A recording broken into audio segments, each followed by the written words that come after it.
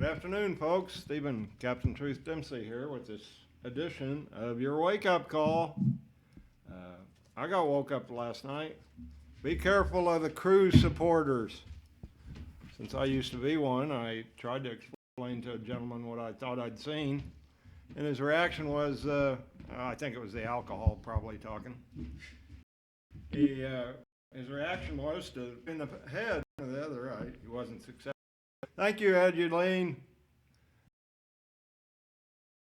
Around the neck or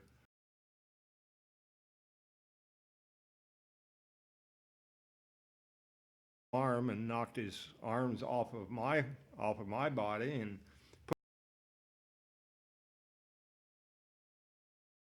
Aduline caught him and pushed him the rest of the way around back to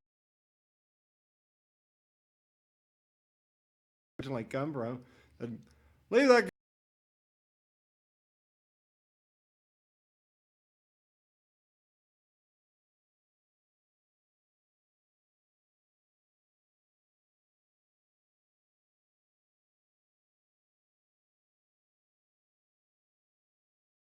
folks. Sometimes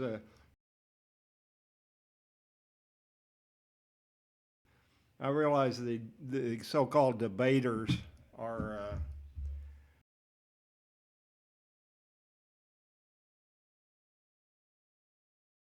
a tone that isn't always mature seeming.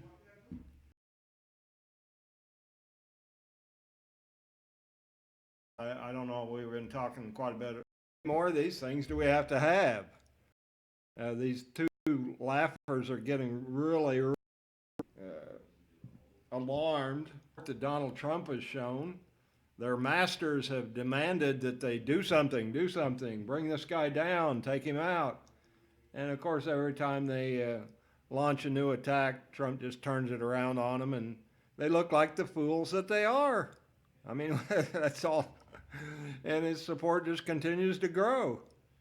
I don't know about you folks. You know, people can find flaws in his general demeanor and the way he handles things and this and that. I mean, wow. I mean, when you're under the microscope, somebody can find something you could have done better, but I don't know that I'm necessarily going for it. You know, I listen to people, but you're going to have to come with something a little more solid than just, he could have handled it better. Well, yeah, he could have.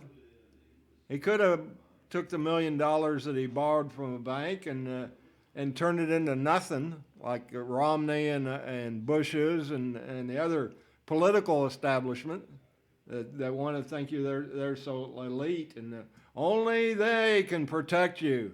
And they're doing such a great job. Don't you love it? They buy in this community here. They buy $1 million a year worth of fluorosilicic acid and dump it in our water. They buy it from China. I'm sure it's a good quality, because China would never sell us any bad quality of anything. And all it does is it causes your bones to fall apart. It's for blacks. It's a precursor to cancer. It's race specific. It's a race specific bioweapon. My present understanding of it is that means it harms blacks a lot more than it does whites. It causes elderly's bones to fall apart, like I said, and an added kick, you lose 10 or 15 IQ points a year.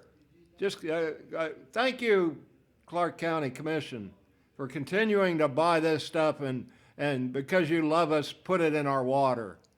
You know, I hope you roast in hell for the people that you're killing.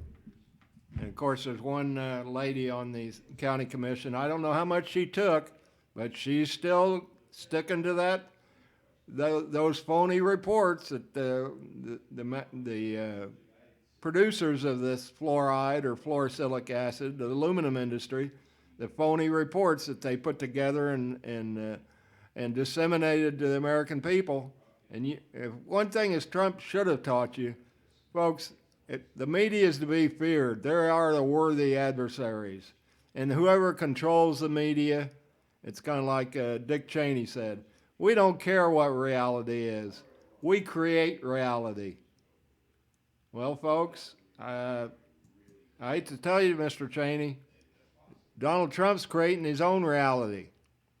Does everybody know that he's perfect and will do everything right? Heck no. But could he do any worse than some of these other laughers we've had?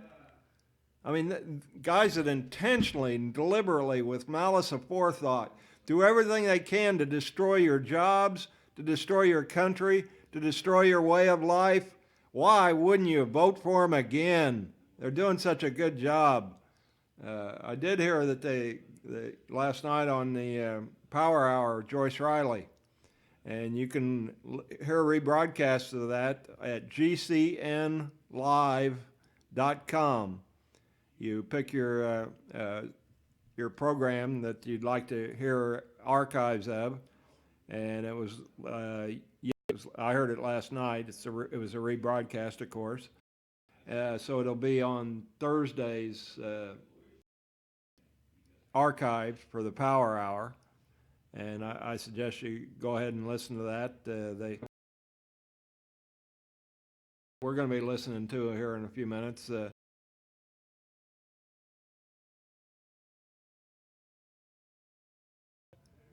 Power Hour last Monday, and hear that interview.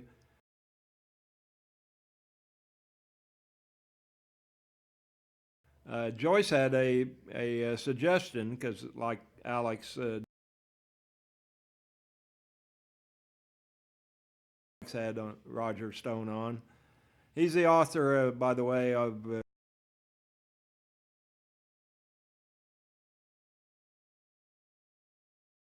release that I heartily recommend.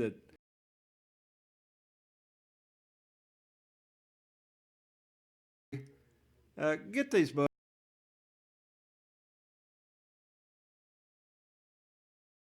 and you still have the capabilities of reading books. Here's a couple ideas. Written by Roger Stone. The Clintons' War on Women. Why did Hillary lead up the bimbo against Bill? Torturing and persecuting the people that were having sex with her husband. Why would anyone do that? It makes no sense to me. And of course, then there's the Bush and the Clintons program to help the Haitians. They were all over the internet and all over the TV, and people sent in millions of dollars. Well, folks, you just didn't send in enough millions, because Mr. Clinton and Mr. Bush, they didn't overrun their overhead or their advertising expenses. In other words, folks, they just kept all your money. Said, thank you, suckers. Send us some more on the next scam we perpetrate. And of course, the second book that Roger Stone wrote was The Bush Crime Family. You want to know when that came out, folks? About 3 days before Jeb decided that was it for him. He wasn't going to participate in a public forum any longer. He knew that Donald Trump was getting the information and tracking him down. Jeb, if you're listening, you might want to give us a call. Let us know. Are you going to stick around? When Donald Trump is elected, because he's coming after you, guy. He's got the handcuffs ready. Are you going to stick around? You're going to make a run for it. Somebody guard the back door. I think Jeb might be leaving. Tell us what you intend to do, Jeb. Stand up and defend yourself.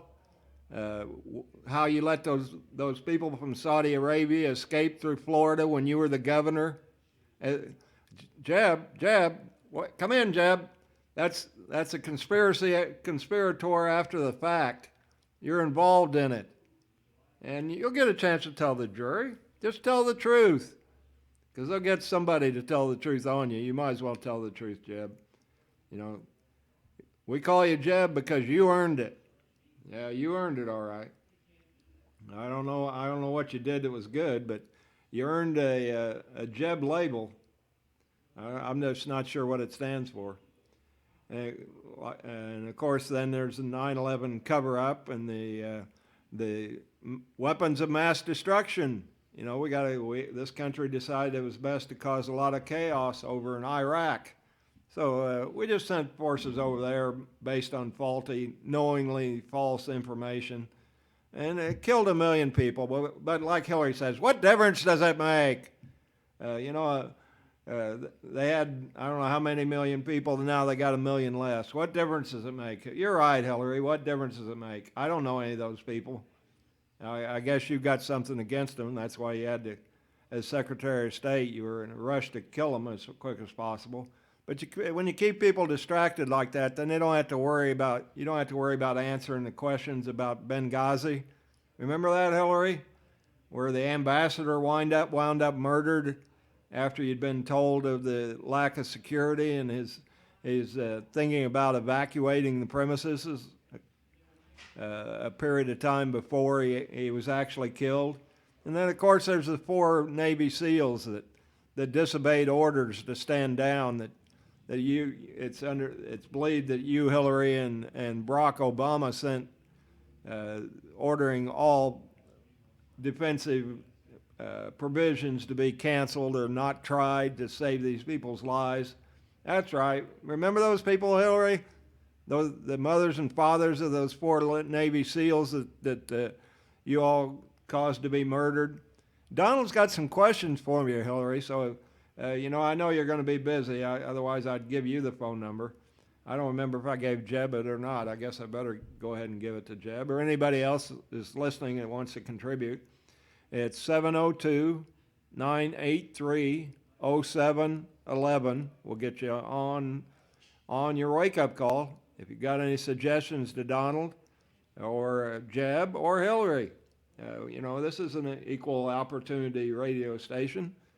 You got any takes that are different than mine? I'd love to hear them. Just want to hear your information on where you got it.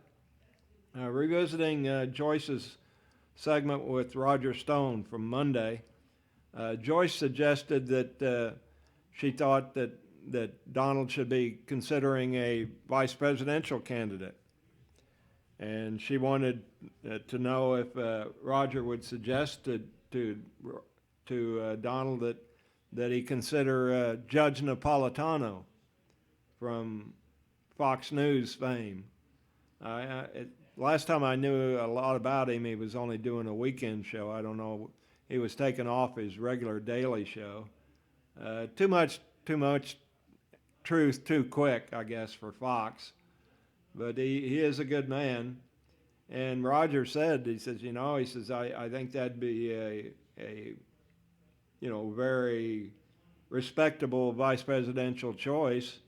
But I think Donald might want to consider waiting until he has the power of appointment to the ninth Supreme Court justice to the Supreme Court. That he might be of the opinion, Joyce, that Judge Napolitano would be an excellent replacement for Antonin Scalia. I got to give Joyce credit. She kind of checked her bearings and says, "Well, oh my gosh," she says, "I never thought of that." Yeah, you're exactly right. It might not be a bad idea to have him appointed as vice presidential candidate to contribute to the election. I hope that he can heartily considering Governor Kasich.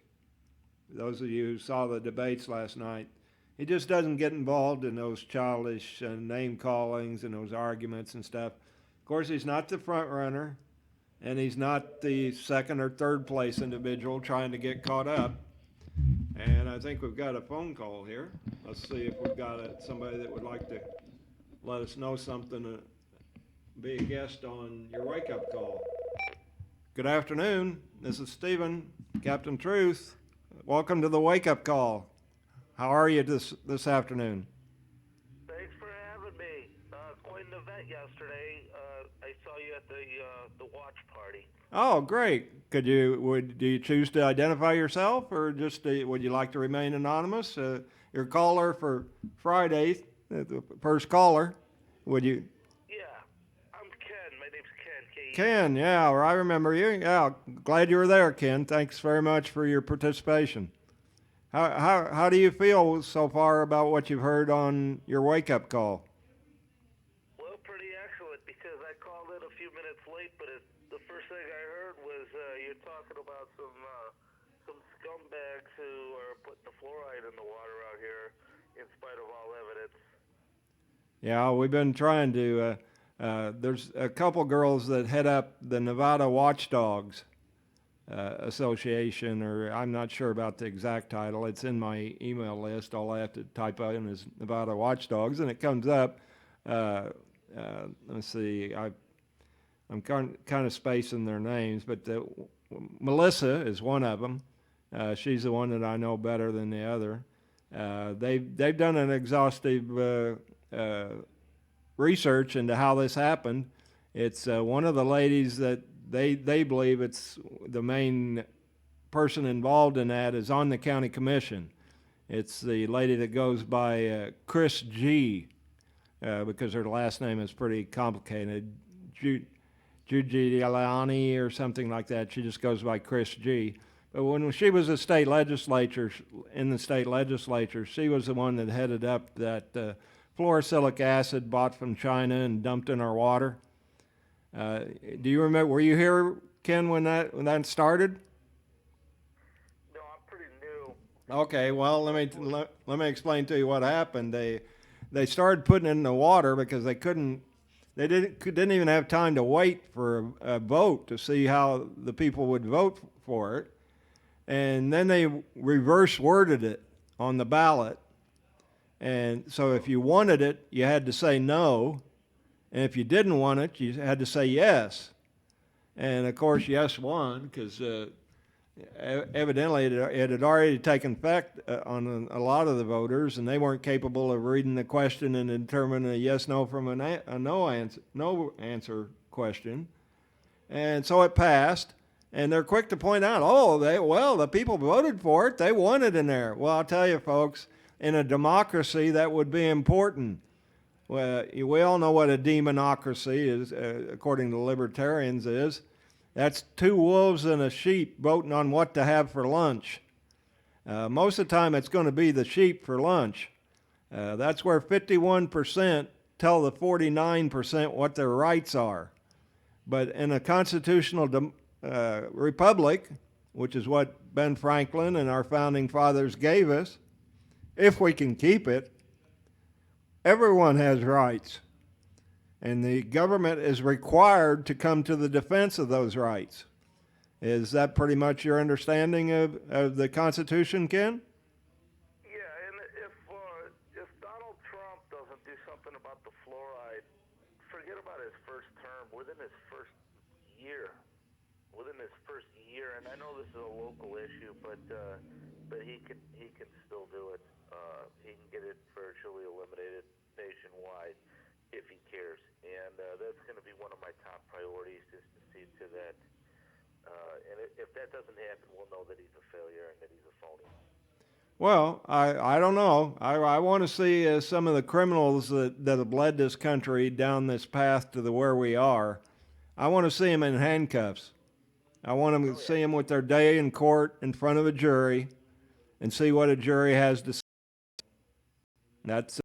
That'll be, if that happens, the more slack I'll cut Donald on some of the other issues. He's going to be a buzzy man, though. There's no question about that.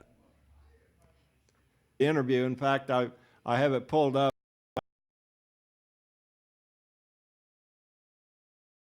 last Friday. We're going to be joined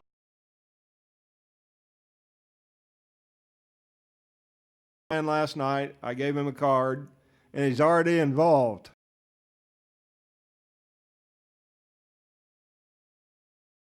It's not that difficult. This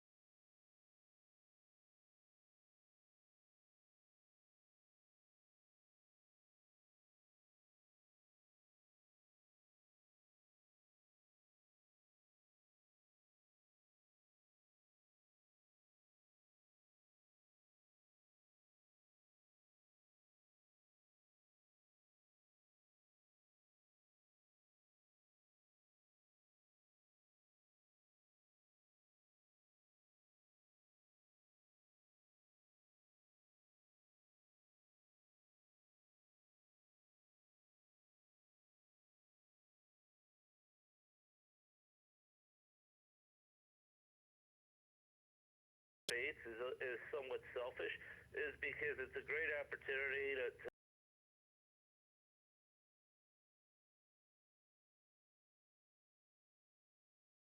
like you, at like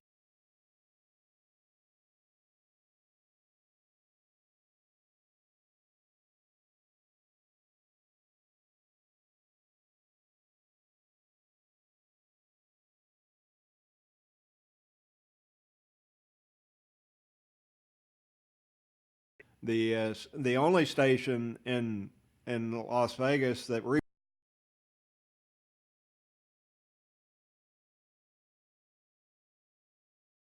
right now. We hope to change that in the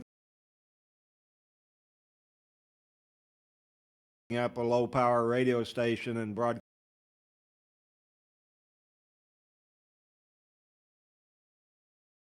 and picking up the other shows maybe live.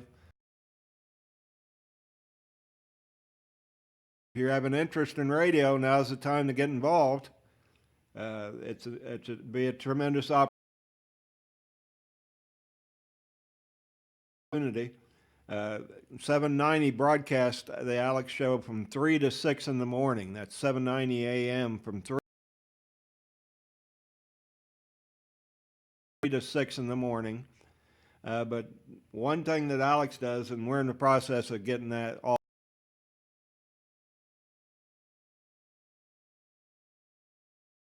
the bugs ironed out of our operation. If I want you to listen to my show,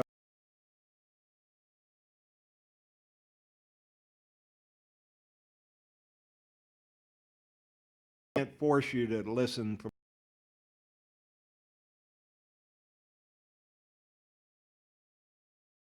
today, you'd miss this show. Show archived where you, if you got from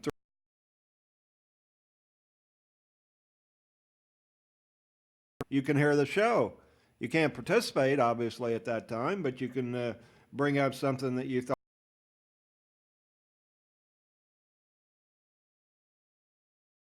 was interesting from the day before.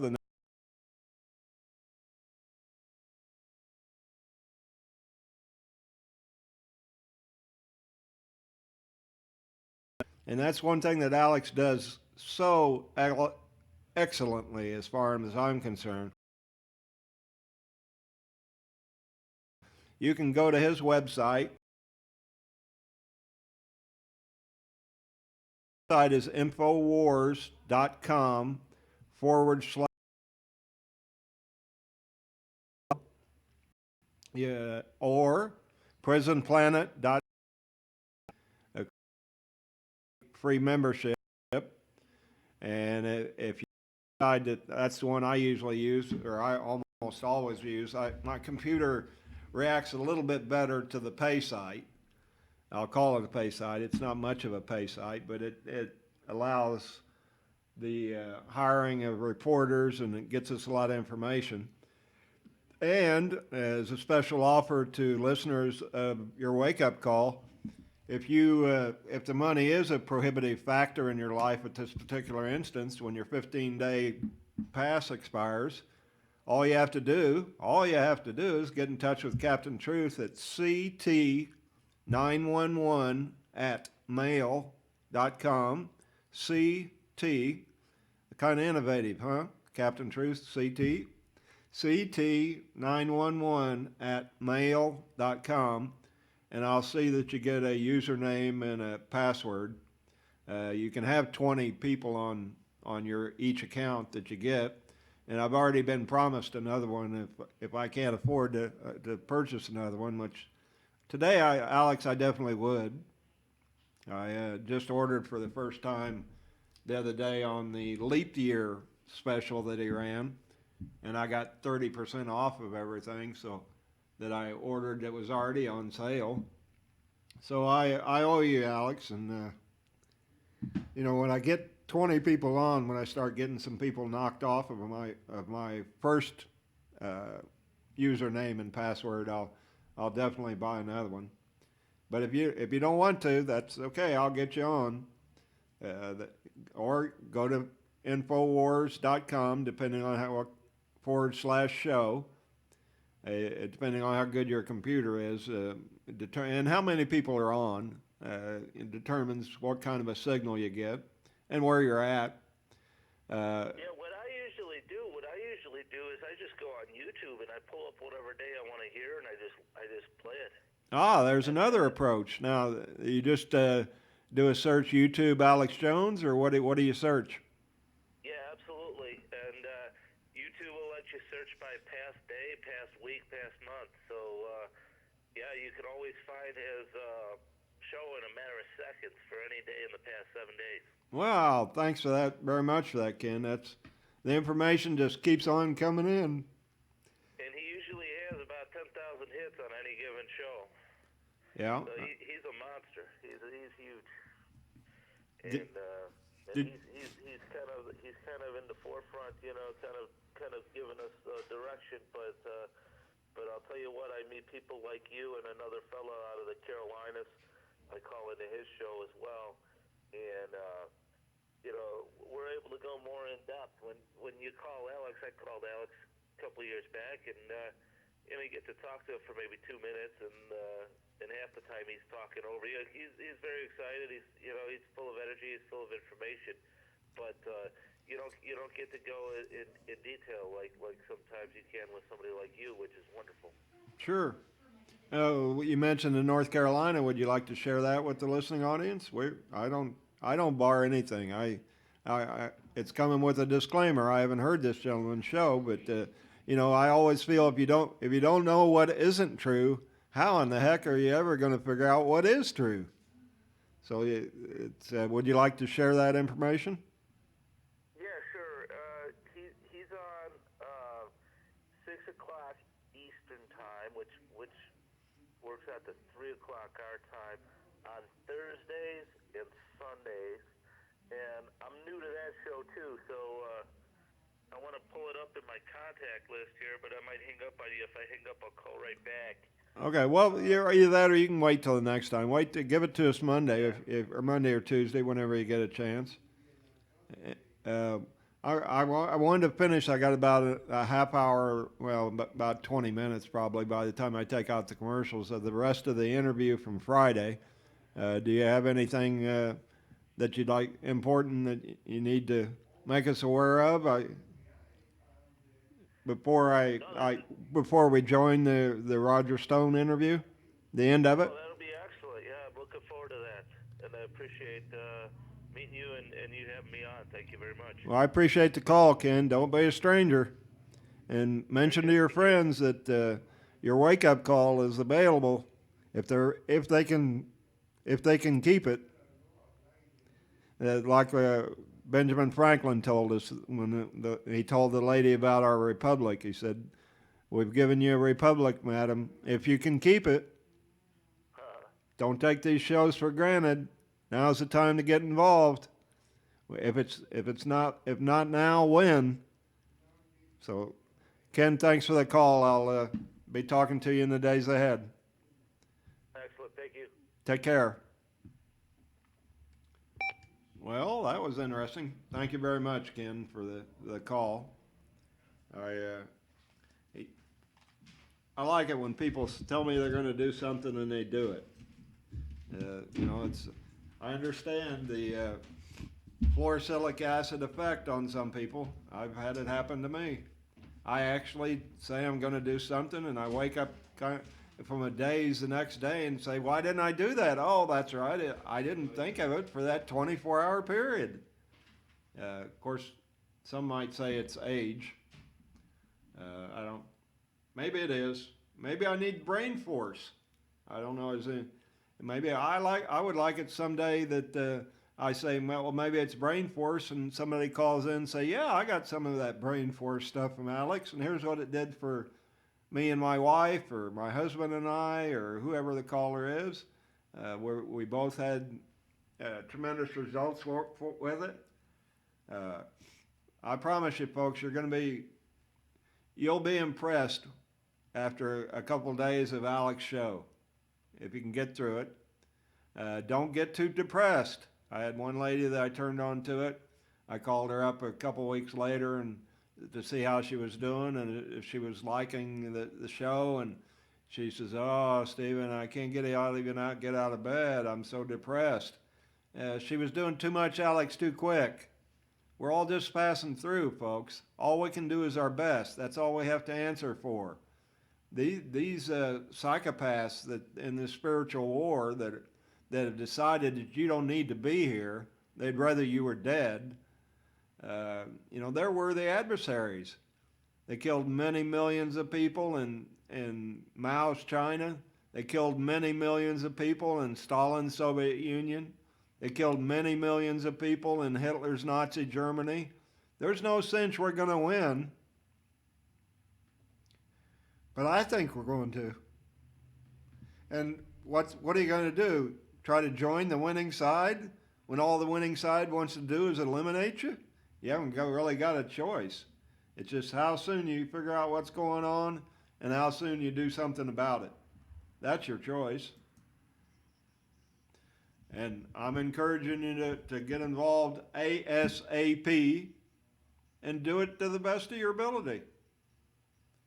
No one can ask you to do more than you're capable of, but be sure you're doing at least your potential, if you choose at this time.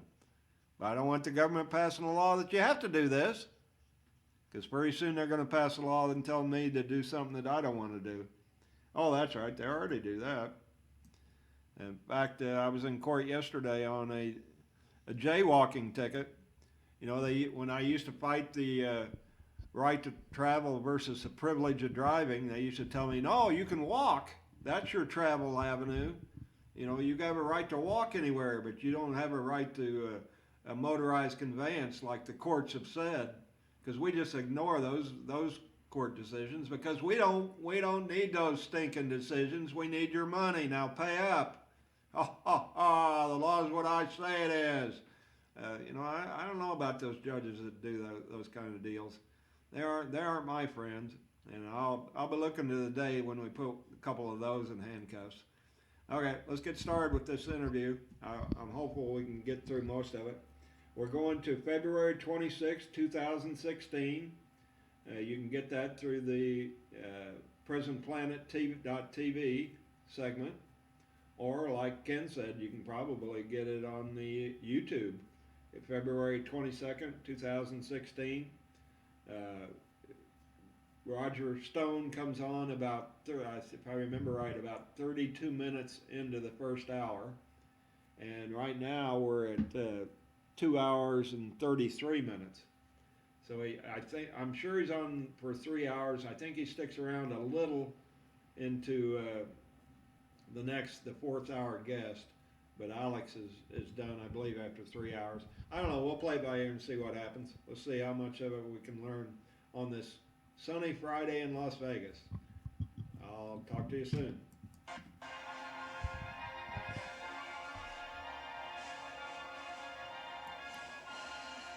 Resistance to tyrants is obedience to God. It's Alex Jones.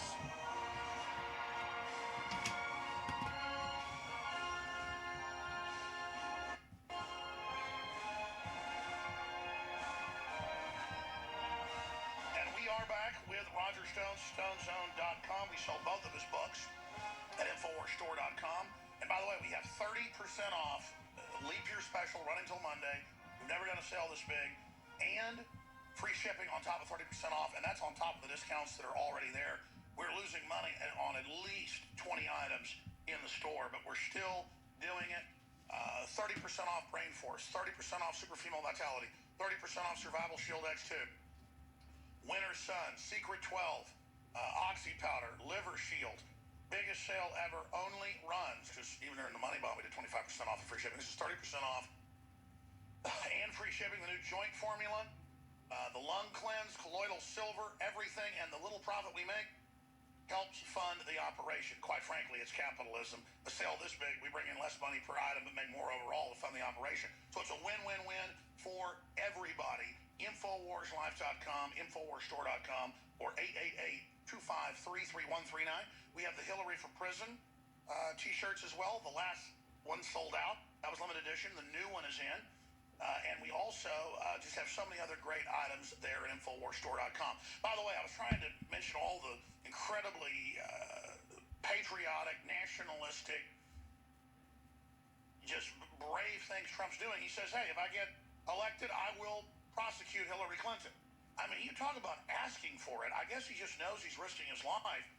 And so he's going all out. I mean, get us inside Trump's mind. And then I want to go to some more calls here, and we have a guest popping in. Can you imagine any other conventional political figure, any career politician having the courage to say that? I mean, Hillary Clinton can be prosecuted on multiple crimes. There is no question, first of all, that one does not even have to prove intent.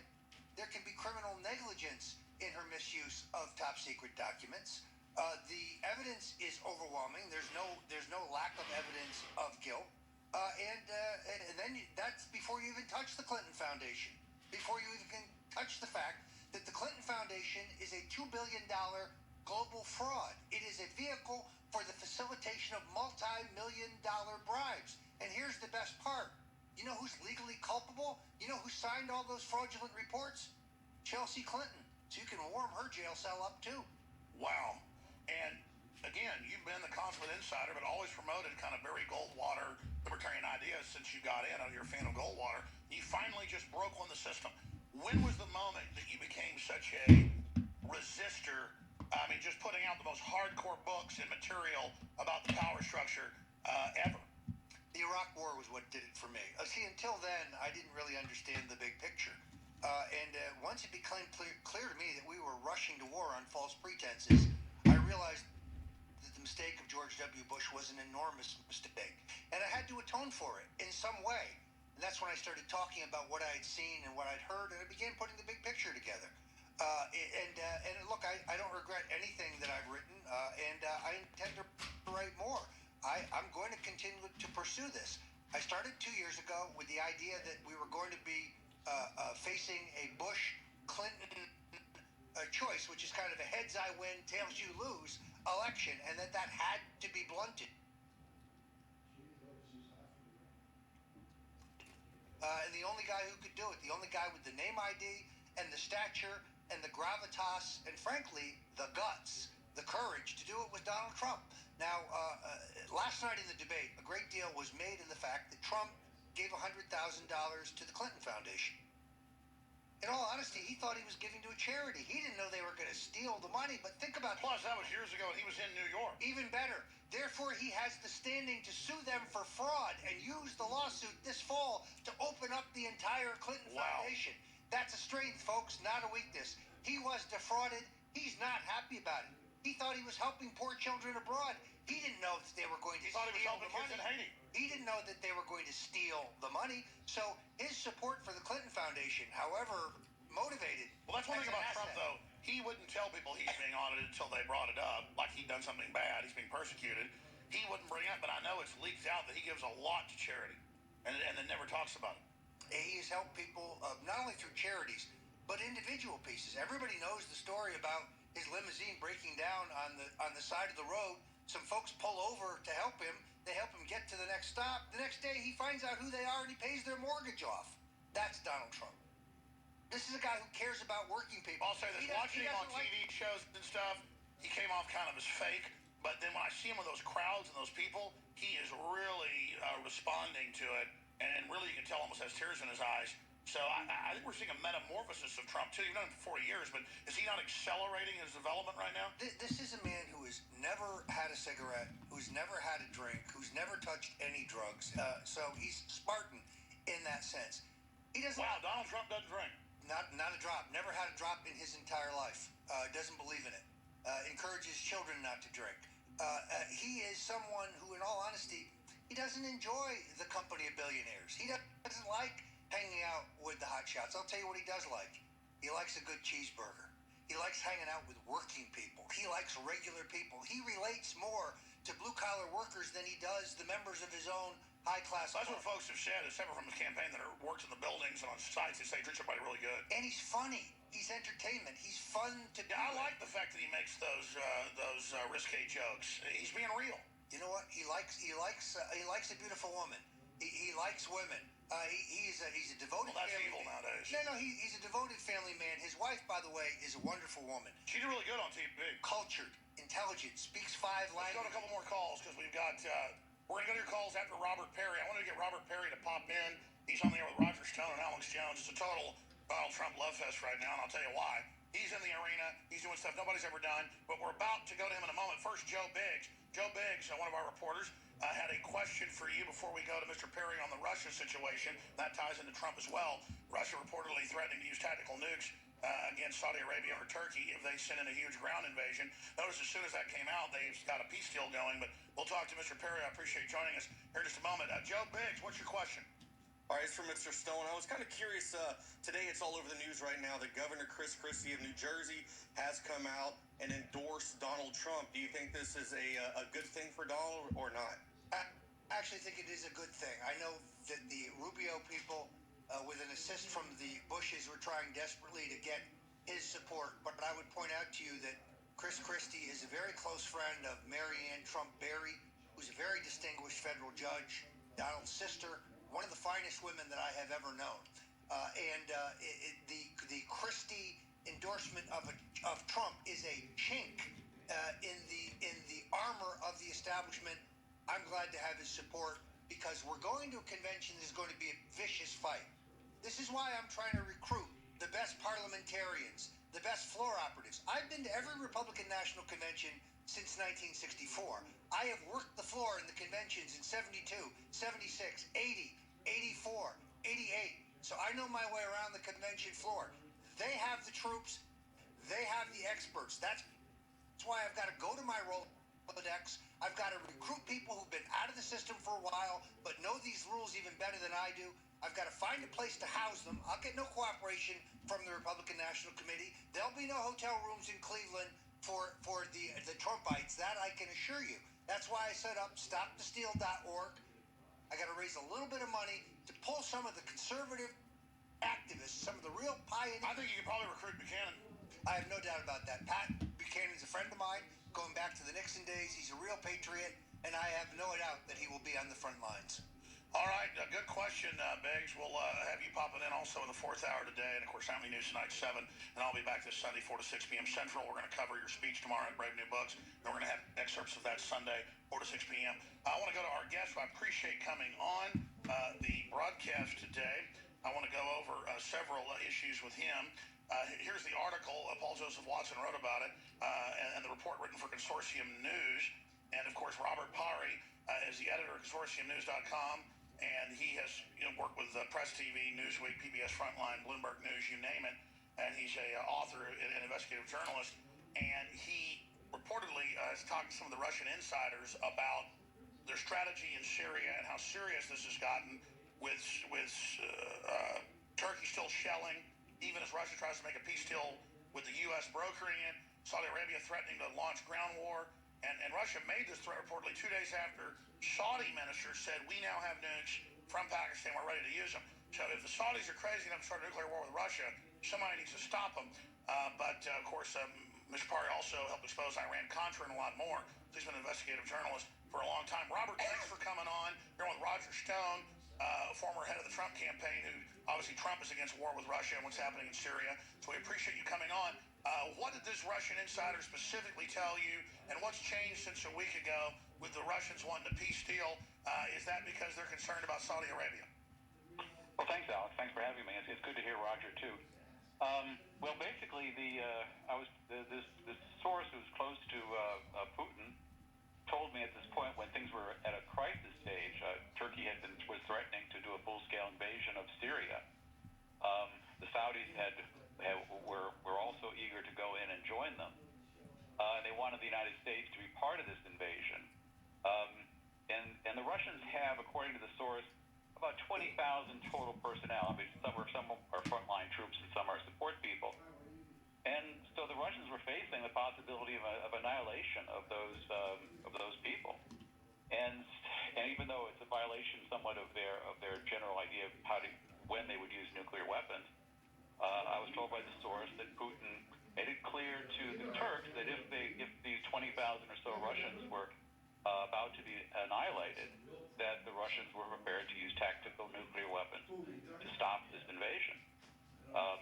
Now, shortly after that, President Obama apparently was persuasive enough with the Turks and the Saudis to at least calm them down. He didn't flatly forbid them from invading, I was told, but he made it clear the United States would not join them, and that really created some space for Secretary of State Kerry and Foreign Minister Lavrov to hammer out this partial ceasefire that's supposed to go into effect tomorrow or over the weekend. Well, Wow. You got to be convinced that with Kerry working in your side, he's hard at work. Doing what, I don't know, seeing how many people he can kill. These psychos intend to start a World War III. This is a warning, folks. We were already supposed to be at war with Russia, according to the Bilderbergers' plan. But Putin listens to Alex Jones. He knows what they're doing. And he's a lot smarter than anybody we've ever elected so far. Don't worry, he'll get along great with Donald Trump. Of course, we'll join Robert Perry probably Monday. I'm going to listen to the rest of this. His website is Consortium News, CONSORTIUM news.com. Okay, this is from the February 26th broadcast of the Alex Jones Show. We're 2 hours and 45 minutes into the show. Robert's going to be complete his interview, and then they're going to get back to Roger Stone. We'll try to pick that up Monday. I wish you all the best, a good weekend. Stay strong. Research as much as you can. It's your country. It's a republic if you can keep it. Travel safe and have a good weekend. Thanks. Steven signing off from Las Vegas.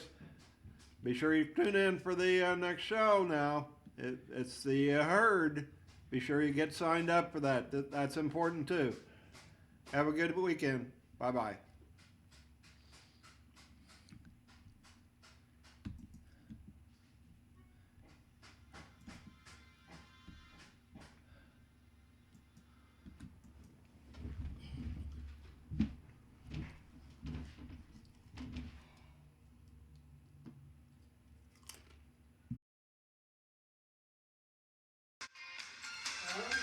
Tom Cruise, that video. That show where Tom Cruise you want to please?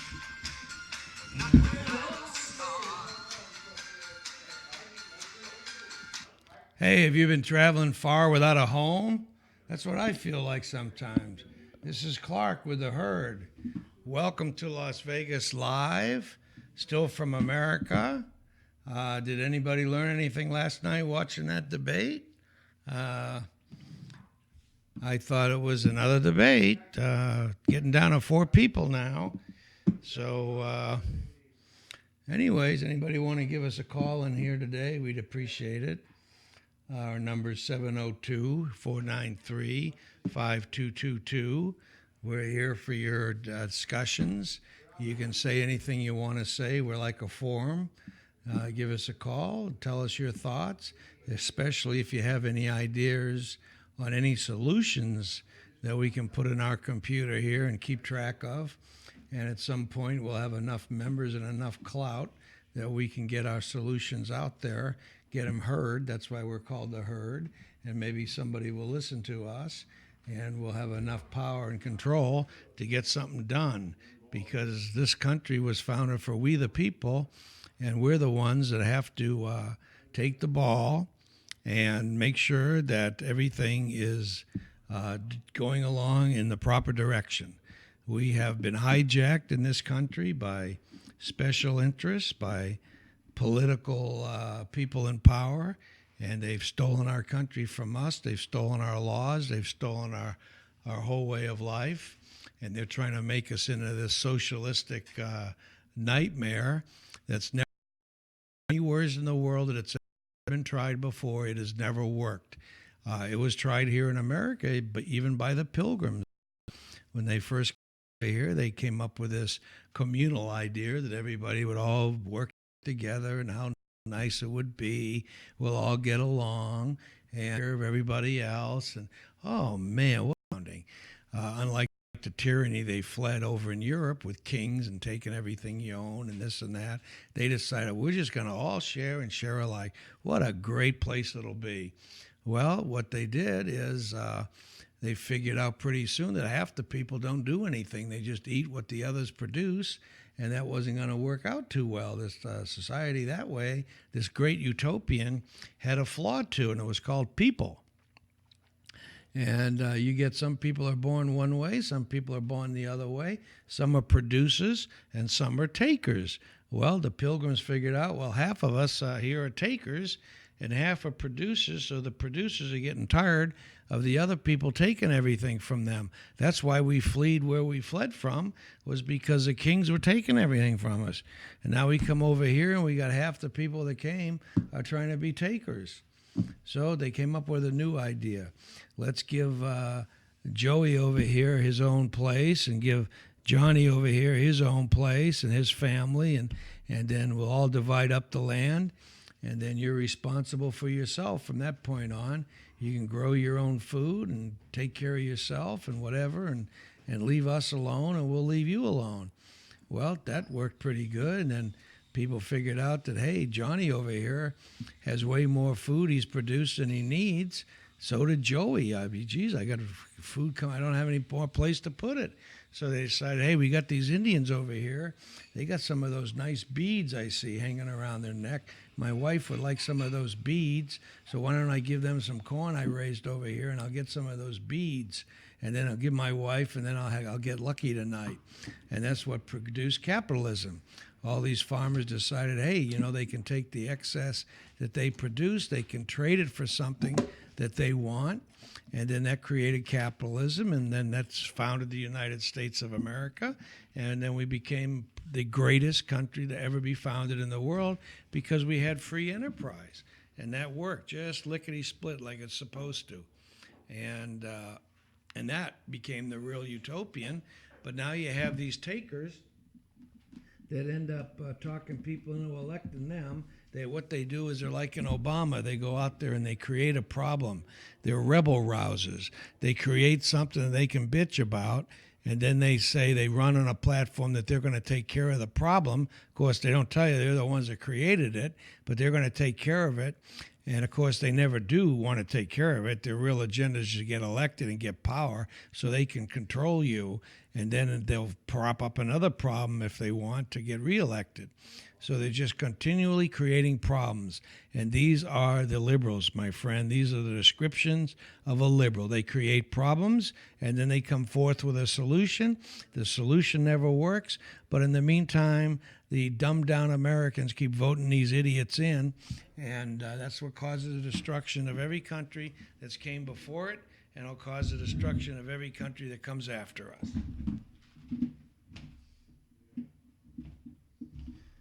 That type of society has never, ever worked anywhere that it's been tried, ever, and it never will. And we have to realize that, and we have to be very careful, use our common sense when we see people like a Bernie Sanders up there on a stage at a debate or whatever, giving a speech, talking about free this, free that, I'm going to give free college, everybody, what a great utopian he was going to make. What the only problem with his utopian ideas are, he has to tax everybody 90% of their production to be able to pay for all that free stuff for the people that don't work, like the takers we talked about with the Pilgrims. That's been tried already, Bernie. It doesn't work. Didn't work for the Pilgrims. Didn't work in Europe. Hasn't worked in Russia. Doesn't work anywhere. That doesn't work, Bernie. Go back to Russia where you came from. But, you know, the liberals, the progressives, the ones that want to create problems and then dumb down everybody. Came up with this system to where they're going to take over the education process, and all the instructors, the teachers, and so forth became liberals, and then their agenda would be taught to the young people coming up through school, and they would take their minds and make them into a bunch of mush, and then these students would come out into the world, and they were liberals, and they become takers, and they become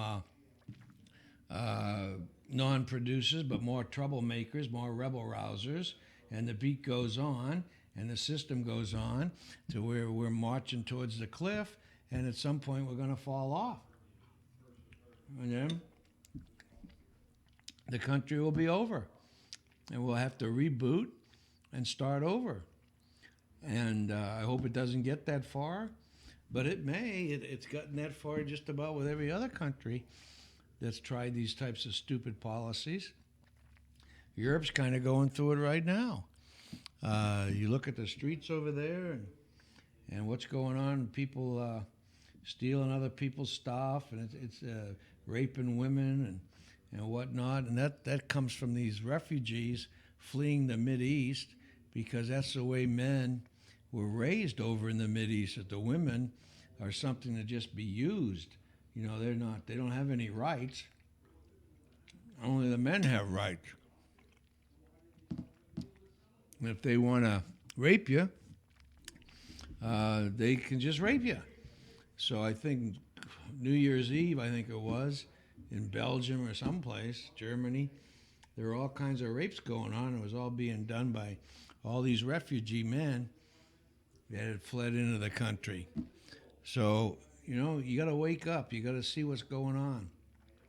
When Donald Trump says we're going to stop these refugees till we figure out what the hell's going on here, all the liberal mucky-muck progressives raise hell and bitch and scream and knock Donald Trump, and he's right. I mean, where's the sensibility of letting people in? We don't even know who the hell they are. And if you look at the film video of these fleeing refugees, 80% of them are all young men, military age. There's no women, no children, or not many of them. So I mean, who are these people? They're, you know, if you think a terrorist organization is not going to infiltrate these terrorists, as Ben Carson used to say, that would be terroristic malpractice to do that. We got to wake up, America. We need some leadership.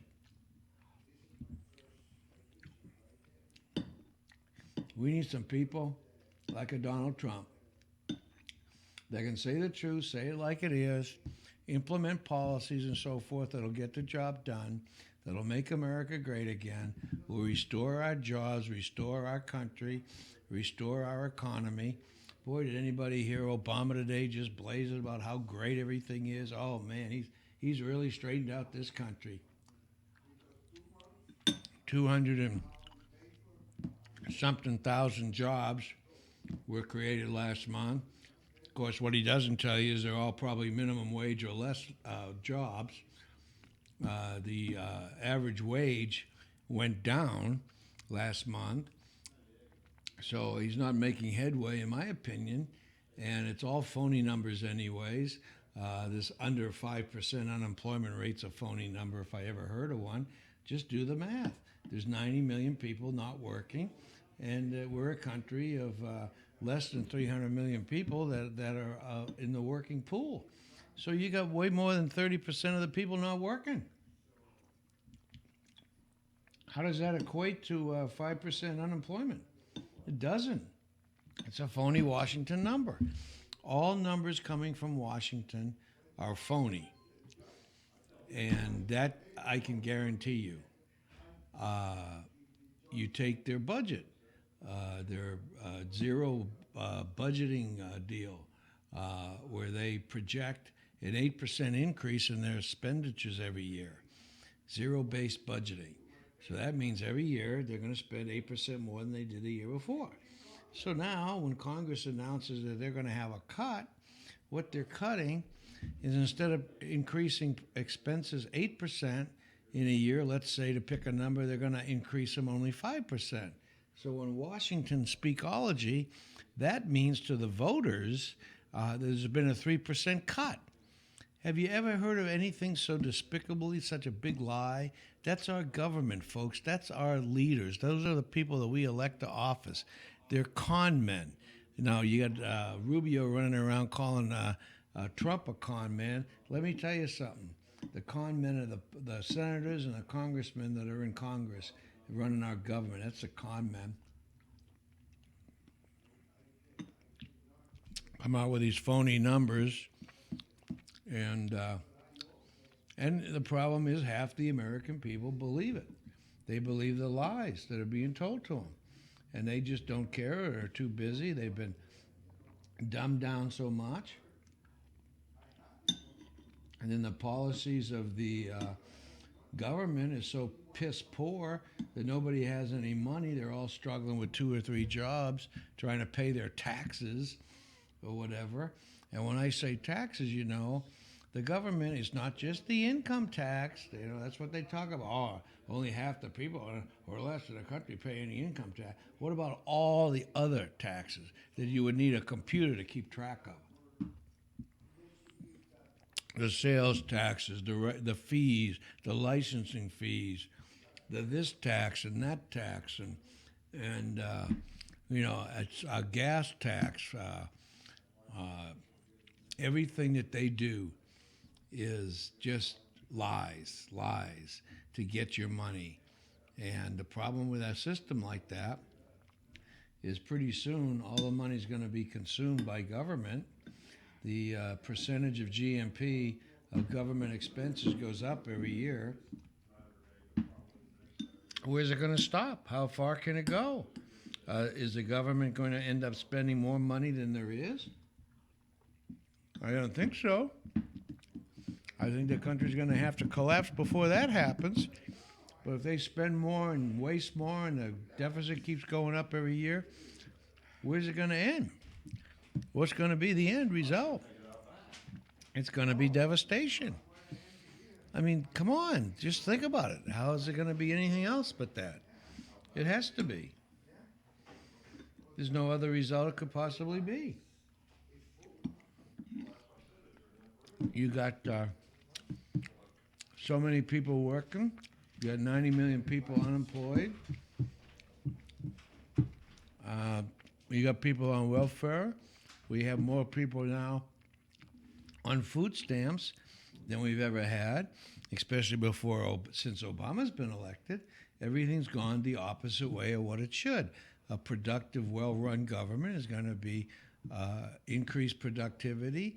We're going to leave our children better off than we were from our parents, and that's the way that America had progressed since its founding. Now that's not the way it is anymore. We're going to be the first generation that doesn't leave our children better off than we were left. And we're going the wrong way, folks. What's it going to take for you to see that? How many more lies from Obamas and Clintons and so forth is it going to take before we all say, wait a minute, this isn't working too good? Well, that's the way we're going, and we're going to have to get it back. Now, I don't want to be here talking gloom and doom all the time. The premise of this show is to find solutions and come up with a way to correct everything and get us back on track. Well, one of my solutions right now, because of the season that we're in, is Trump. I think Trump is without a doubt the best candidate that's ever run for president, and I think he will make one hell of a president because he's got more qualifications than anybody else that's ever run for the job before. And he'll do circles around every other person in the government who, most of them, are totally incompetent. I have a tough time finding people. Some of them talk a good game, but you look at what they do and they do the opposite of what they say they're going to do. They're controlled by special interests. The government just doesn't work. You have people like a Nancy Pelosi that thinks that you have to pass a bill to find out what's in it because they can't read. The monstrosities they come up with are so uneligible, and you can't read them. They're illegible. You can't understand what all that legalese bull crap is, and it's made that way on intention because nobody can read it. You can't understand it. Nancy Pelosi comes up with, well, unemployment's great because for every dollar we spend, we get $1.79 back. Where does that type of reasoning come from? That's not reasoning, that's stupidity. And this is what we have running our government. She, at one time, was the majority leader of Congress. What a pathetic piece of crap. But this is what we get. This is what we get elected. And there's so much stuff that needs to be changed. I was hearing today that, of course, the Republican National Committee is going through quite a time of it with Trump because they're not going to be able to control him. He's leading the election process. Looks like he's going to be nominated, and that's just driving the government nuts. Not the government, the political party. The Republican leader's crazy because they can't have a Trump in there because they can't control him. They can't control him with money. They can't take him out to lunch that first day in Washington, D.C. and bribe him and get him to do what they want him to do. So what are they going to do? They're destroyed. They don't know how else to do anything. That's all they know. That's the way our government's been run for years and years and years, is on the envelope system, special interest. Everybody gets an envelope, and then everybody toes their line. Everybody does what their leadership says to do, and they just keep marching along in lockstep, and the country goes down the tubes in the process. That's how we end up with a $20 trillion debt. Can you imagine? And that's just the debt. That's not the unfunded mandates, which is somewhere around $200 million. What if, just a big if, what if the interest rate were to go up? And then on this $20 trillion, we owe more money every month just on interest. Boy, oh boy, you talk about a nightmare train wreck. We'd be on the fast track to inflation like you couldn't believe, just devastation. But these idiots running this country in the monetary policy shouldn't be able to run a tanning salon. They're complete morons. They're not capable of doing anything. And these are the type of people that we end up electing. They get in power, and then they stay in power. Once you get power, that's what you want, that's what you know, and that's what you want to keep. It's like a big drug. And once you get on it, you can't get off it. Well, we need to get these people off of it. We need to throw them off the cliff and not get them back at all, just gonzo. And straighten this country out, get some good leadership, get some good policies in place, get some production going on again to where we can create more than we use and become a exporter of goods and services rather than an importer where we have these trade imbalances of $500 billion a year and more.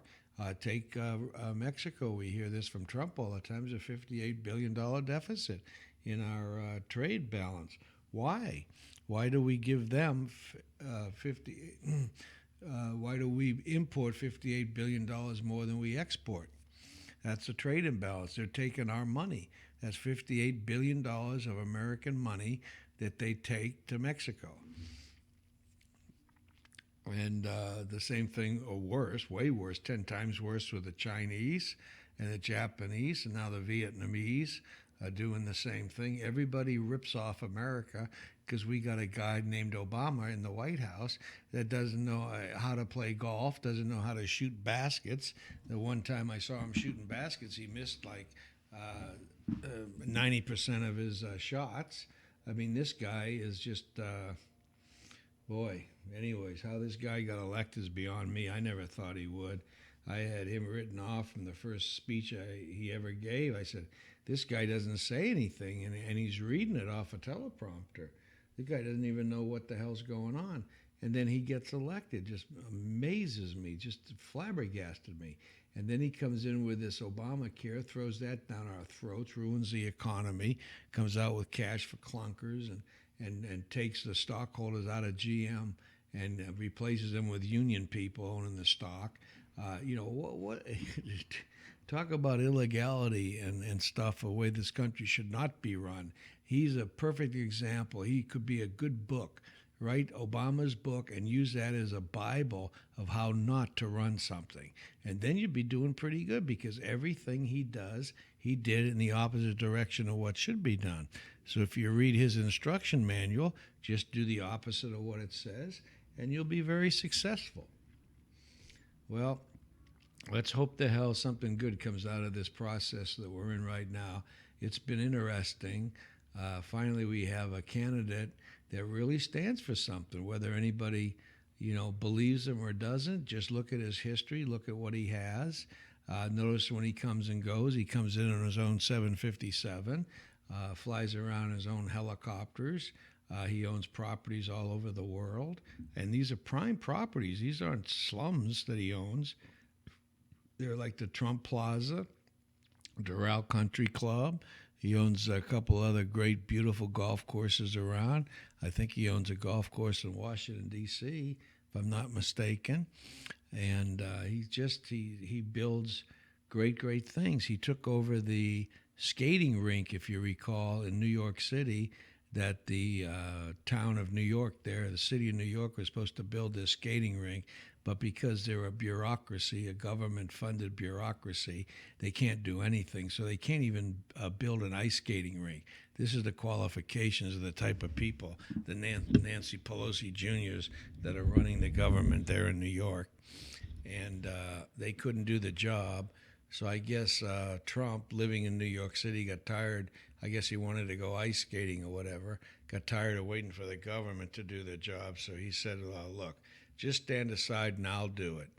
Well, he got it built. He got it opened up 4 months ahead, I think, of his schedule. Don't hold me to those numbers. You can look them up yourself. And then did it under budget. Now, that's a private individual that knows how to do things. His requirement is, because it's his money that he uses most of the time, is he has to get things done right, done under budget, or at least within the budget. And that's the way we go, and then we can make some money. The government is totally opposite. Their goal is to spend more money than they projected it would cost, because that helps them get votes. They got more money to dole out to buy stuff that they can get those votes, and they just do everything completely opposite of the way that it needs to be done. They don't care what they spend for stuff. That's why we get these reports of $600 hammers and like Trump was talking about the other day, how do you increase the military readiness and so forth and capabilities when we're broke? How are we going to increase the military budget and get our capability back to where it needs to be? He said, very easy. We start building airplanes that the generals and the people in the military know will do the job, instead of building these fiascos that won't work. And the reason we're building them is a bunch of congressmen and senators and so forth have got their fingers in the pie, and they're getting donations from these companies with these big contracts to build junk.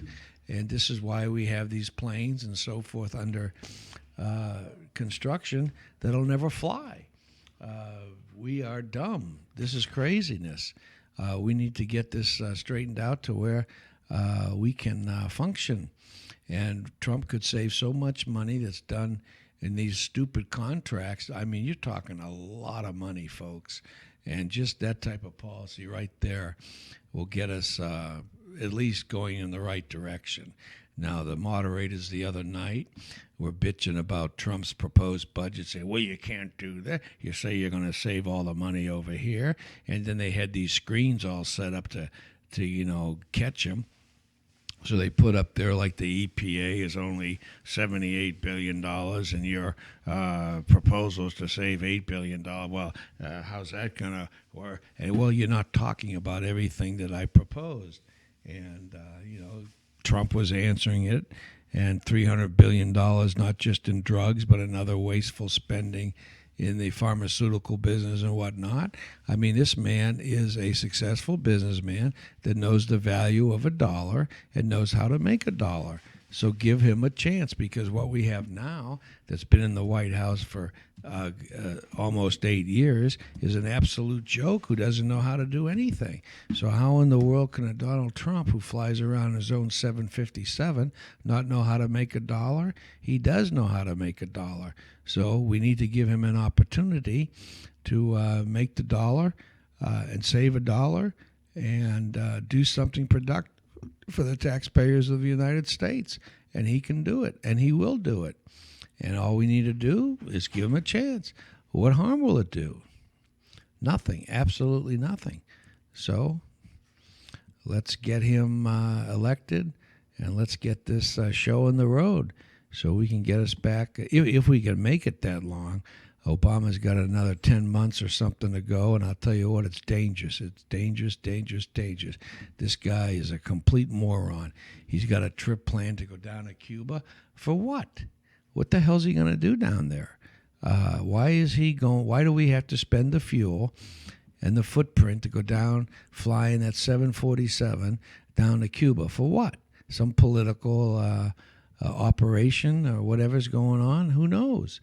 But why do we have to give, what do we get for normalizing the relationship or whatever it is with Cuba? What did we get out of that? We got absolutely nothing out of it. And just like the deal with Iran. Why were we making a deal with Iran? Who are they? What are we doing over there? Why did we have to make some negotiation with Iran? What did they come to the table with? Nothing.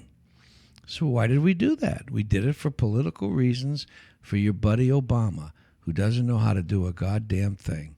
And that's what we got. And then what did we do? We had, I guess, seized $150 billion of Iranian money because of their terroristic dealing and this and that they've done.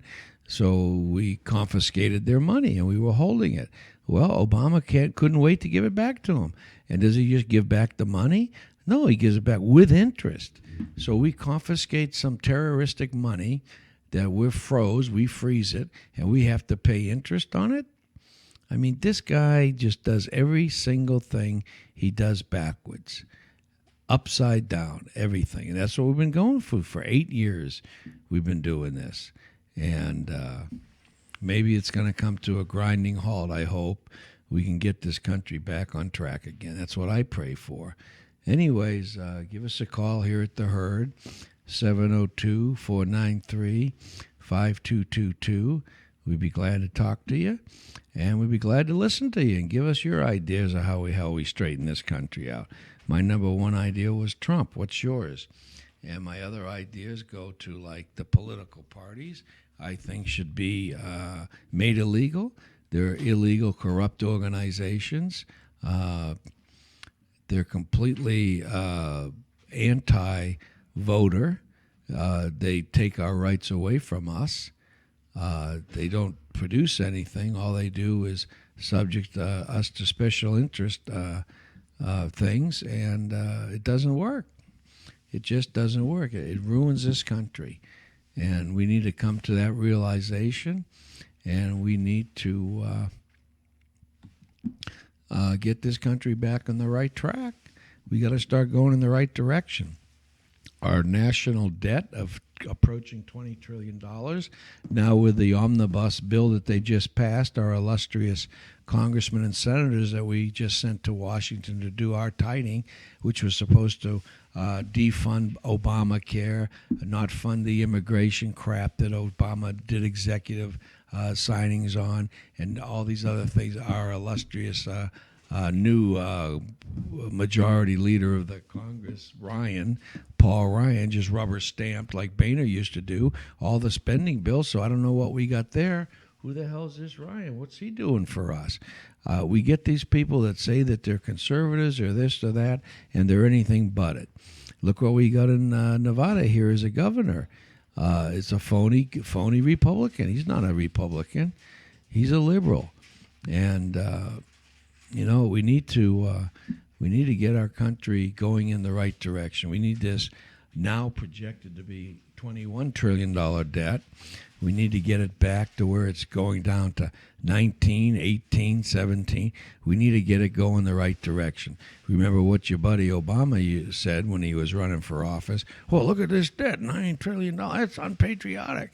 That's not American. It's blah, blah, blah. Yeah, lying bastard. Well, we need to get rid of him. We need to never allow anybody like that in the White House again. And we need to get some good leadership. So that's another one of our solutions. Get rid of the political parties because they don't do a goddamn thing for you. Nothing. And they need to be eliminated. They need to be made illegal. And then maybe we can get some things going in this country that are productive to get us back on track to be the leaders of the world that we used to be. And we can do it. We can do this, folks. What are some of the other suggestions? You want to give us a call? 702-493-5222. Let us know what you want to do. We'll keep track, and we'll let these solutions be known to the parties to be, and maybe we can watch them, make sure we get these things implemented, make sure when we elect these people, we send them off to do our job, that they actually do the job, and they don't fall flat on their face and get bought by special interests and sell out the American people. We can't stand any more of this stuff. We've reached the limit. $21 trillion in debt with this new budget. I mean, come on. We got to get things right. We got to get things straightened out. And we need to start. We need to start everywhere. It's going to take a lot of work. But we can do it with a leader at the top. It's going to help a lot. When we had Ronald Reagan in the White House, a lot of things got done. One of the biggest things he did by straightening out the economy was lowering the tax rate from somewhere, I think it was above 70%, lowered it down in the 20s, I think it was. But in doing that, there's some trade-offs. When you hear 70% tax rate, that was at a time when very few people paid 70% because there were special interest this, special interest that. You had a deduction for this, a deduction for that. Everything was special interest. And if you knew what you were doing and you paid your proper campaign contributions to the people running for office, you got the types of tax regulation you wanted that would help you in your business. And you paid very little tax, probably. So this supposed 70% was never a real number. It was always phony. But we need to simplify everything. I think one of my other solutions is a national sales tax. And that's not in addition to all the taxes we have now. That's instead of all the taxes we have now. So truly, that would get rid of the IRS. Like one of the questions they had the other night in the debate, Cruz has got this, I don't know, postcard tax plan, whatever it is, but it's a flat tax. So one of the commentators was asking, well, how do you get rid of the IRS? Who's going to collect this or that or the money? And I don't think Cruz really had an answer for that. And that kind of set me back a little bit. I know Huckabee was talking about a national sales tax when he was in the race, and he no longer is. But what's wrong if you really think about it? Why do we tax production, performance? Why do we tax income? That limits people's income because they reach a point where they don't want to make anymore, because the more they make, the more the government takes. So they either look for tax loopholes, they do things under the table, they don't report their income. Let's just holler what it is. Now, how can you beat that to where everybody pays? You charge people like states do now with sales tax. When you buy something, the person you're buying it from, the business, they pay the sales tax. Well, you don't need an IRS to collect that. Everybody in business usually has computers. They're set up to collect as many as 10 or more particular taxes. You just pencil it in there. There you go. What's the tax rate? Let's say a national sales tax of, just to round off a number, 20%. Oh, that sounds way, that's ridiculous. Well, is it? Because when you buy something, you pay 20%, but when you get your check that you work for every week, you don't get any deductions. They're not taking out any income tax. You're not taking out any Social Security. None of that's being deducted from your check. So now you get 100% of what you earn. Now you get to see the money you're making. And guess what you do with it? People don't make money so they can save it and stick it in their mattress and never see it again. And their kids can dig it out someday and go have a party. That's not what people do. They spend it. And they buy little toys. They buy what they want. They do what they want, take a vacation. They spend. So if we were to pass a national sales tax, the productivity and the GNP of this country would explode. It would explode.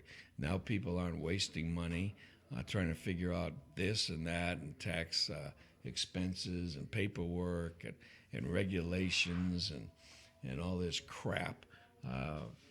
You can, if you want to if you want that new jet, well, you're going to pay 20% in sales tax. That's okay, because you're not paying 30, 40% of your income when you make that several $1,000,000 you make a month or whatever it is. So you can afford to run out and buy that new jet you want. And the government makes your money right away. As soon as you buy the jet, they get the money because it goes to the business. They send it in. And no more IRS, no more crap like that. Well, I've had people, what are you going to do with a 200,000 IRS? How are they going to get it? Well, they'll go and do something else. That's all. Too bad. See you later. Get a job. But the economy's going to explode, so there will be a lot of jobs out there. We'll absorb them in no time. All the accountants that I speak to, they say that would be the biggest production boom there ever was. And they won't worry about their job because companies' revenue will explode. They'll need more accountants to keep track of this and that, and just to keep track of the money for the stockholders. So the reports and the income statements and whatnot, they don't have to do it anymore for paying taxes, but they will for the amount of money they're making because they have to report to the stockholders. So they'll have plenty of jobs. You don't need to worry about these people. They'll be just fine. And the economy of this country would get straightened out. All the dope money, all the Lamborghinis being bought by these people that they have cellars full of money stacked up. You've seen these movies, and I think they're pretty accurate, where you have just piles and piles and piles of bundles of cash from people in the dope business and stuff. Well, they go out and they buy these new this and new that. They don't pay any income tax, and they don't pay any sales tax. So, if that dope guy wants to buy that new car, he'll pay the sales tax. He doesn't give a crap. So that way now at least he's paying taxes. But the point is it'll be easy. And we won't be confiscating people's houses for not paying income tax. And there'll be nothing to enforce because if you don't want to pay any tax, well, don't buy anything. That's simple. And then if you want to buy something, you're the one making the decision. You go, and it's up to you, and you buy it. That's all. No pressure, no nothing, no reporting, no keeping track of this slip or that slip, or all the paperwork and piles of crap you have to keep. And then when you do pay your income tax now, I've never not had someone to do that for me because I don't have the first clue how the hell to do it, to tell you the truth. And the person you're hiring to do it, they don't know either. So you could hire 10 different people and give them 10 copies of all the stuff that they ask for. Give them all 10 of them just for the hell of it, exact same copies of everything, and you will come away with 10 different filings. You'll be hard-pressed to even be able to determine if you're the same person because they're all going to be different. The tax code is so convoluted and messed up, done by government bureaucrats, that you'll never figure it out in a billion years. And this is, I guess, I don't know, this is the way these clowns want it. Then you got a Charlie Rangel that has offshore investments and condos and whatever, and he wasn't paying any taxes from any, he rents these places out, gets money, cash, doesn't pay income tax, and he's a congressman. And he's been reelected in his district, even though he's a thief and he's a tax cheat. Doesn't matter. Look at Hillary Clinton, running for the highest office in the land, and she's will be indicted. If she's not indicted, there's something wrong with the Department of Justice. And we know there is, because there's a lady in there, a head of that department, that's probably not that qualified, that Obama appointed. And we all know how efficient he is. And there was a person in there named Eric Holder, who was probably the worst attorney general ever, except for maybe one of Clinton's appointees, that Janet Reno. I mean, these liberals have a tendency to choose the worst people in the world to put into any kind of power. They're not qualified. But this is the way they do things, because they're not qualified themselves, so they would never want to appoint somebody that was more qualified than them. They want to appoint just people that'll do whatever their bidding is. And you end up with people less qualified than them. If you can imagine, what credentials did Obama have when he ran for presidency? He hadn't even been a one-term senator. And prior to that, he was a community organizer. What a resume for a president, huh? And now you look at a Trump who's probably paid more money in taxes than a billion Obamas have ever made in their lifetime. I mean, what the hell? I mean, just amazes me. We have an opportunity to get a real leader in a position to be able to help this country and make it great again. And look at what he's going through. I mean, I just don't understand why a guy of that caliber would even subject himself to this type of abuse. And it's abuse. There's no question about it. It's abuse. And why would he do that? Well, he has a lot to be thankful for. He's been in the United States his whole business life as a citizen, and he's created a great company. He's put a lot of people to work, he's put a lot of food on people's tables, put a lot of kids through college. He's just a man that knows how to make things work.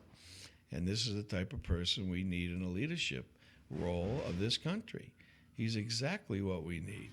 And we have, for centuries, well, only two, but for decades, let's say, we've been putting people in that office that are just morons.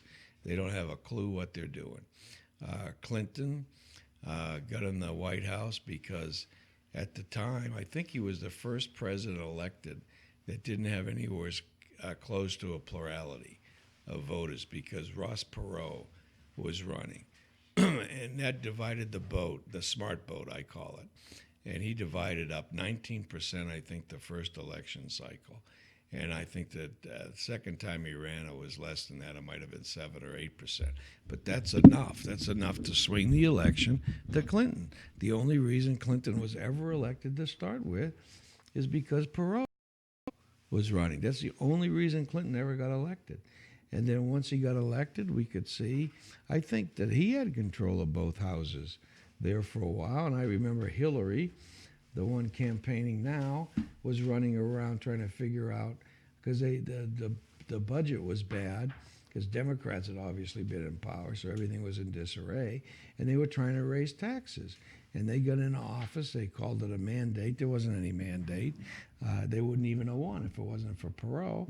But I can remember Hillary would come up with these little exposés. I was talking to a lady the other day at a fence in Des Moines, and she put in a suggestion, why don't you raise the so-and-so tax? That might be a good way that we can lower the deficit. I mean, who is this person? There's nobody there. It's a figment of Hillary's imagination. It never happened. But this is what the Clintons do. They make up phony stories. They're a bunch of liars, a bunch of cheaters, a bunch of phony baloney people. And, people calling in, why don't you raise this tax? Why don't you raise that tax? What the hell's wrong with you? But we got a country that's certainly mixed up. We have a lot of voting bloc out there that's a bunch of clowns, to be honest. And we have an opportunity here to get a real leader, and we need to give it a shot. And I guarantee you, we elect this man. Everybody that was giving him trouble is going to be embarrassed, like they are today with the guy they put in there twice, Obama. There's a lot of people that voted for him that have realized they made a huge mistake. And they've not only hurt the country, they've hurt themselves. Their health insurance has probably skyrocketed, if they're lucky to even have it anymore. And then, of course, under Obama's great leadership, they have the audacity that if you don't mandate and buy health insurance, you're going to be fined. So that sounds like a good free government to me, huh? They make you buy something and then they fine you if you don't. And this guy, John Roberts on the Supreme Court, signs up for that. Yeah, that's fine. You know, the deciding vote, I think it was, on that type of thing where he could have eliminated Obamacare twice. And he's, I don't know, this country's in bad shape. I just pray to hell that we get somebody in there like a Trump that can straighten it out and take no enemies, because he's going to straighten out the Mideast, and goddamn, do we need that? We can't go with these Obama guys drawing lines in the sand and don't mean nothing. I mean, we really need leadership.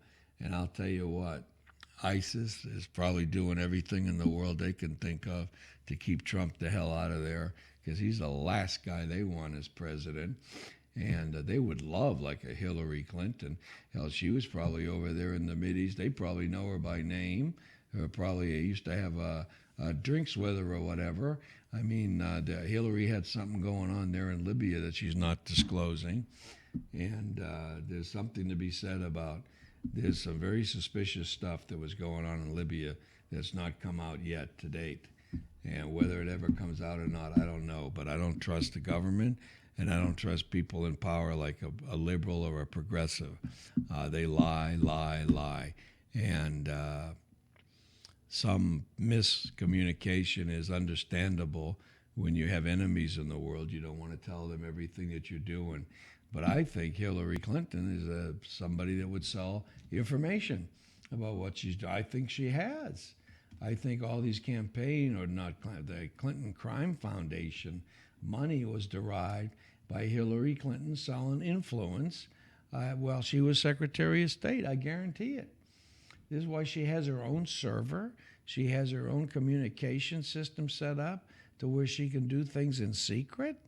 I mean, Jesus, you know, leave it to the Clintons. The Whitewater people, they are really a class act. I'll tell you what. All the gates, this gate, that gate, Vince Foster gate. I mean, these people, there's a trail of dead bodies that follow these people. Is that what we want in the White House? More dead bodies, unexplained dead bodies? Do we want more women running around with stories about Bill Clinton? Although I think his days might be numbered. He doesn't look very good the last time I saw him on stage. I don't know if he can function anymore or not in the women department, but he sure doesn't look that good. But boy, if he could function, I tell you what, all the interns at that White House, if he got in there, better scatter. He'd be after all of them. The guy's a bubba. And this guy was president. Depends on what the word is. I mean, Jesus Christ. And we're entertaining the fact of maybe another Clinton in there. And who was this Clinton? The one running now, was in charge of the Bimbo Squad, the Bimbo Eruption Squad. And it was in stories that would erupt about Bill Clinton's exposés in the women department, where he'd rape. And they had to cover it up and hide it, or Hillary had to kick in gear and send out her operatives to attack the women and get rid of them and destroy their credibility, because you couldn't have women running around telling the truth about her husband, because that wouldn't be good. So she was in charge of the Bimbo Eruption Squad. And this is the way that they did things, and here we are entertaining this lady to be president of the United States. Is just pathetic. Now, my sources, again, they're always right. Whether they're timely or not, it's debatable. Sometimes what they tell me is going to happen doesn't happen on the day they said it was. But you know what? Soon after, all of a sudden they find out they were right on. And there's some information going around that Hillary's not going to survive this thing. And then the other thing that I'm pretty sure has always been my feeling anyways, is that Obama act is not a friend or of the Clintons whatsoever. I would classify him really as an enemy. And Obama has a nature about himself of being this vindictive person that will get even. You go after Obama, you cause him a problem, and he's going to get you. And I think that he's just waiting, seeing what happens here. Let the cards play out a little bit. But when it comes time to do something about Hillary, I think he will. And we'll see. Anyways, I'm just watching. I'm so old now, it doesn't matter that much to me anymore. We'll see. You know, I worry about the younger generations, what they're going to face in their lifetime. They're going to have a lot more problems than I ever faced. And my lifetime, I didn't have that many problems. I was going through a lot of boom times here in America after the Second World Wars when I was born, and things were humming along there pretty good. The Cleavers and, you know, the shows on TV and the life, the way America was pretty, you know, it was pretty accurate. That's the kind of families that I remember in my town when I grew up, were the Cleavers and the Nelsons and families like that. But, you know, I was lucky, I guess, because I tell you what, if I was a kid 20, 21 years old now trying to go out there in the world and figure things out, man, oh man, oh man, I don't know. It's a different world, and not a very good world, I don't think. So I feel sorry for some of the young people, especially the ones you see being interviewed by these street commentators. They're asking questions, and these people, they have that soundtrack that they click on when they're interviewing these people, and you ask them if, you know, they're all simple questions, really. You stick the microphone in their face for their answer, and all you hear is the birds chirping around in their head because they don't have a clue what the answer is. They probably don't even know what the hell you're talking about. But that's the way our young people have been educated now for decades. They've been dumbed down. So America better wake up, and we better start doing things a lot different than we have been. And we're a show of solutions. People need to call in and let us know what they think about what we're talking about, and suggest a solution. We'll keep track of it. Anyone else that calls in with the same solution, we'll add them onto yours. And at the end of the day, we'll have X amount for this and X amount for that, and then that'll mean something. Someday, when we have enough members, that we'll have some real clout. That's what we're trying to build here, is clout. So join us, give us a call, join up the herd, and we'll be heard.